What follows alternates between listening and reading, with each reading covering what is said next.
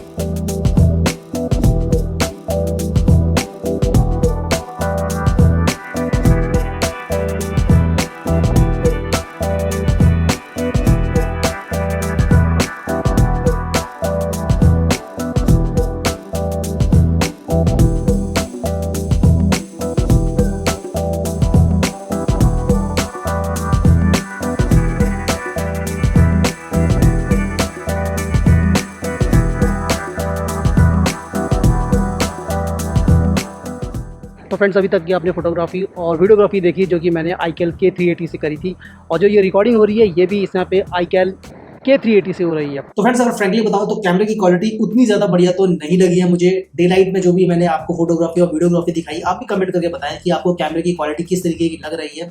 मेरे हिसाब से काफ़ी हद तक ग्रेनी इफेक्ट है और जो ऑप्टिकल इमेज स्टेबलाइजेशन है वो भी काफ़ी हद तक मिसिंग है, क्योंकि आप देख रहे होंगे कि काफ़ी शेकी वीडियोस है। काफ़ी हद तक मैंने कोशिश करी है कि मैं वीडियो को बहुत स्लोली शूट करूँ, लेकिन क्योंकि IKall K380 एक बजट फोन है तो आपको इतना बढ़िया तो इसमें ऑप्टिकल इमेज स्टेबलाइजेशन नहीं मिल पाएगा, लेकिन फिर भी ठीक ठाक है। अगर आपको सस्ता मिल जाता है ये फोन तो आप इसे ले सकते हैं। महंगा मिले, जैसे कि मैंने बताया कि 6,500 रुपए से लेकर 7,000 के बीच में अगर ये फोन मिल रहा है तो इस फोन को आप बिल्कुल भी ना लें। 4-4,500 रुपए अगर इस रेंज में आपको ये फोन कहीं पे मिल रहा है तो आप इसे ले सकते हैं। एक बैकअप फोन की तरह आपके लिए बहुत बढ़िया ये काम देगा। अगर आपको ये वीडियो अच्छी लगी है तो इस वीडियो को लाइक करें, शेयर करें और अगर आप टेक्निकल फाइट में पहली बार वीडियो देख रहे हैं तो हमारे चैनल को सब्सक्राइब करें। तो चलिए दोस्तों, मिलते हैं अगली वीडियो में, तब तक के लिए नमस्कार।